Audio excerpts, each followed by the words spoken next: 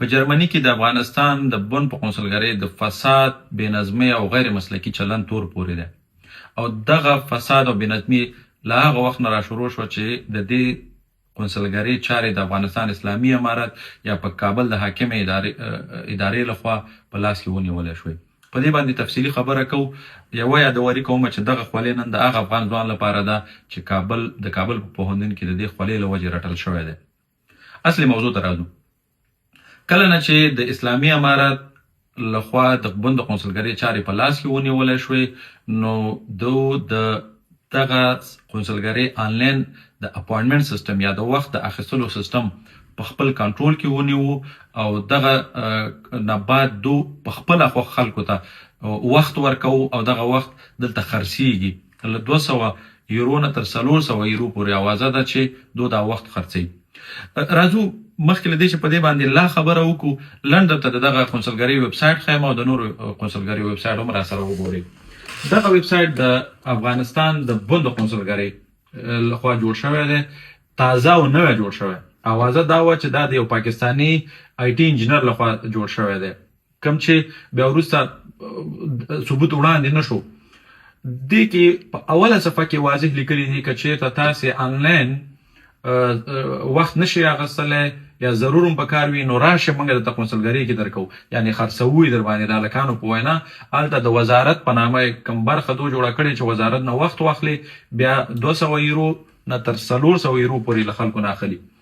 بل کار چې په دې نوي ویب سایټ کې کړی دو د افغانستان اسلامي جمهوریت لوګو هم لرې کړې ده او نوم هم لرې کړی دی.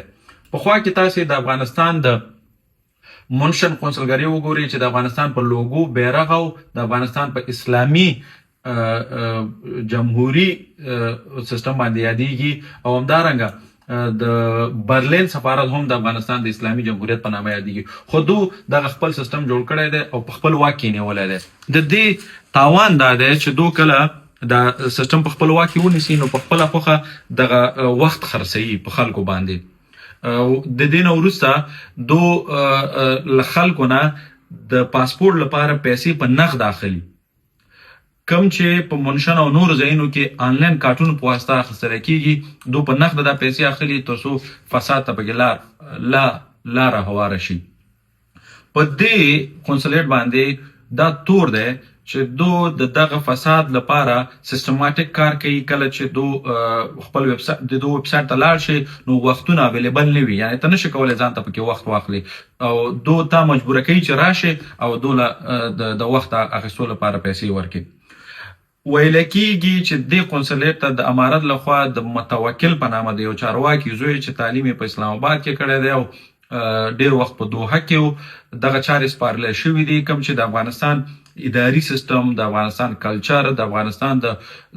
رش د کنټرول او په دې شیانو کې تجربه نه لري او دا دې وجه شوې ده او ترڅنګ د فساد دغه ټاپې چې دي دې وجه شوې دي چې دلته په دې قونسلګرۍ کې ډېره زیاته بېنظمي راشي او دغه خبره که چېرته المانیانو او نورو غربیانو ته ورسېدله چې د دو په خاوره یو څوک دومره په ښکاره فساد کوي یا دغه تورونه پرې ثابت شول نو د افغانستان حیثیت له صفر نه به منفي ته لاړ شي او دا ملت به بیا یو وارې لوی کشمکش سره مخ شي که چېرته دا فعالیت بند شو بیا به پاسپورټونه او نور اسناد بیا خلک په اسانۍ نشي ترلاسه کولی. په دې باندې جدي توجه پکار ده، عاجل کار دې لپاره پکار دی تر څو دغه مسله حل شي. که نه وي د غربي میډیا که چېرته ورته مخه شوه نو د دې خطر شته چې قونسلګرۍ چارې ورته څوک وربند کړي او بیا یې وارې دغه ملت له مشکلاتو سره مخ شي.